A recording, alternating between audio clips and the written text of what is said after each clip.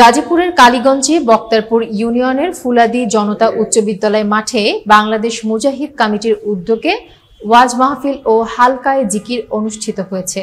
উক্ত অনুষ্ঠানে প্রধান অতিথি ছিলেন আমিরুল মুজাহিদিন আলহাজ হযরত মাওলানা মুফতি সৈয়দ মোহাম্মদ রেজাউল করিম। পীর সাহেব চরমোনাই বিশেষ অতিথি হিসেবে উপস্থিত ছিলেন। মাওলানা গাজী আতাউর রহমান সিনিয়র যুগ্ম মহাসচিব, ইসলামী আন্দোলন বাংলাদেশ কেন্দ্রীয় কমিটি। আমন্ত্রিত অতিথি হিসেবে উপস্থিত ছিলেন আলহাজ মাওলানা আব্দুস সাত্তার, সভাপতি কালীগঞ্জ কওমি পরিষদ, এবং মুফতি ইজারুল ইসলাম, সাবেক সাধারণ সম্পাদক গাজীপুর জেলা ও সভাপতি কালীগঞ্জ উপজেলা শাখা বাংলাদেশ মুজাহিদ কমিটি।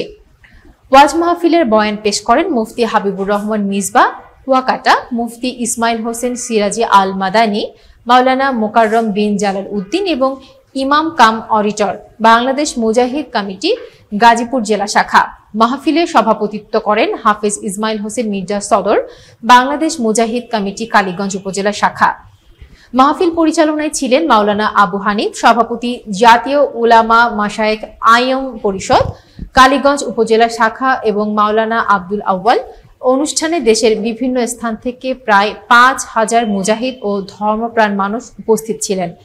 পীর সাহেব চরমোনাই গাজীপুর ৫ আসনে ইসলামী আন্দোলন বাংলাদেশ মনোনীত প্রার্থী মাওলানা গাজী আতাউর রহমানকে পরিচয় করিয়ে দেন এবং ভোটের জন্য জনসাধারণের দোয়া কামনা করেন।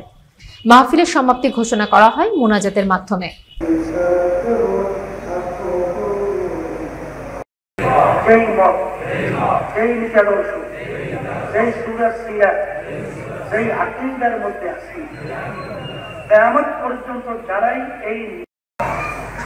এখন আমার ভাই দেখতে বলবো কল্যাণে মাধ্যম তারা শুনছেন এই হাদিস সহি না জানে তাহলে সাহাবায়ে কেরামদের আমল মানে কাজ।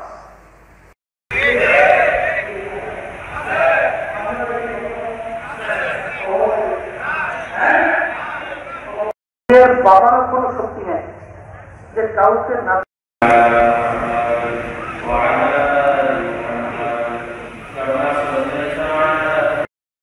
রাষ্ট্রে যদি লুটপাট চলে, দুর্নীতি চলে, তাহলে আসলে